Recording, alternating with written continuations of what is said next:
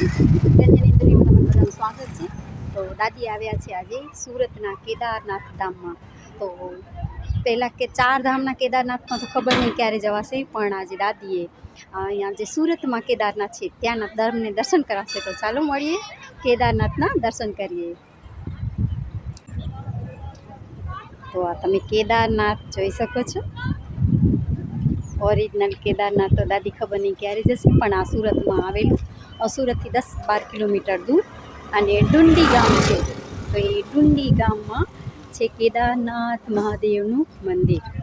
તો ચલો આપણે એન્ટ્રી કરીએ. અને આ છે મંદિરનું પરિસર. તમે જોઈ શકો છો કે ખૂબ વિશાળ પરિસર છે. તો અડધા પરિસરમાં બ્લોક નાખેલા છે અને અડધા પરિસરમાં ગ્રાસ છે, લીલું ઘાસ. અને એમાં તમે જોઈ શકો છો કે આજે રવિવાર છે એટલે બાળકો ક્રિકેટ મેચ રમી રહ્યા છે. અને આ રહ્યા આપણા કેદારનાથ ભગવાન. તો ચાલો દર્શન કરીએ મંદિરમાં જઈને. તો અમારા ઘરની આટલા નજીક હોવા છતાં મહાદેવજી હું આવી શકી નહોતી, અને આજે મને મોકો મળ્યો છે, રવિવાર હતો. તો ચાલો આપણે દર્શન કરી આવીએ. તો તમે પણ અમારી સાથે આ દર્શન કરો અને ધન્ય થઈ જાઓ.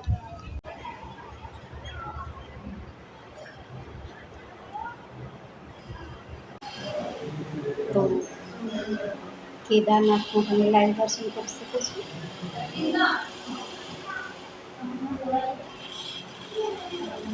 તો આપણું મંદિર છે કેદારનાથનું.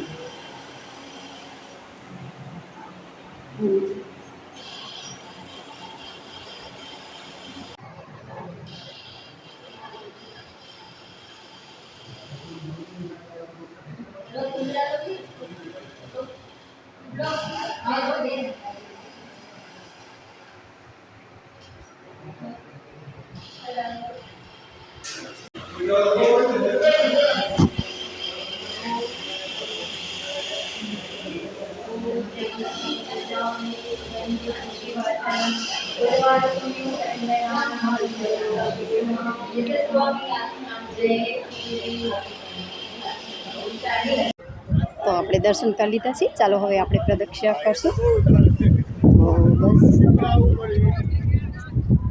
તો ઓમ નમઃ શિવાય સાથે આપણે એક પ્રદક્ષિણા પૂરી કરીએ. અને તમને બધાને ખબર જ હશે કે હંમેશા શંકર ભગવાનની પ્રદક્ષિણા આપણે અડધી કરવાની હોય છે. પૂરી પ્રદક્ષિણા આપણે પેલું જે એમનું જળનું હોય તે લાંગીને જવાતું હોતું નથી. તો અહીંયા નથી. તો આપણે અહીંયાથી સમજી જવાનું કે અહીંયાથી આપણે રિટર્ન થવાનું છે. જય બોલે. તો ગાઈસ, તમે જોઈ શકો છો કે દાદી આવ્યા છે કેદારનાથ ધામ. અને ઓરિજિનલ કેદારનાથ તો ખબર નહીં દાદી ક્યારે જશે, પણ આ અમારા સુરતમાં છે ડુંડી ગામમાં કેદારનાથ મંદિર. અને એકદમથી જ દાદીને ક્યારનું આવું હતું, પણ આજે એકદમથી જ મોકો મળી ગયો અને દાદી આવ્યા અને કેદારનાથ ધામમાં દર્શન કરી અને પાવન થઈ ગયા. તો બોલો કેદારનાથ મહાદેવ કી જય. તો અહીંયા પાણીની બી વ્યવસ્થા છે. અને દાદીને લાગી તરસ, એટલે દાદીએ કીધું ચાલો આપણે પાણી પણ પી લઈએ, એ એક પ્રસાદ જ છે, બરાબર ને. તો ગાઈસ, ચાલો આપણે હવે જઈએ ઘરે. આપણા કેદારનાથના દર્શન થઈ ગયા છે અને હવે દાદી જઈ રહ્યા છે ઘરે. લાવ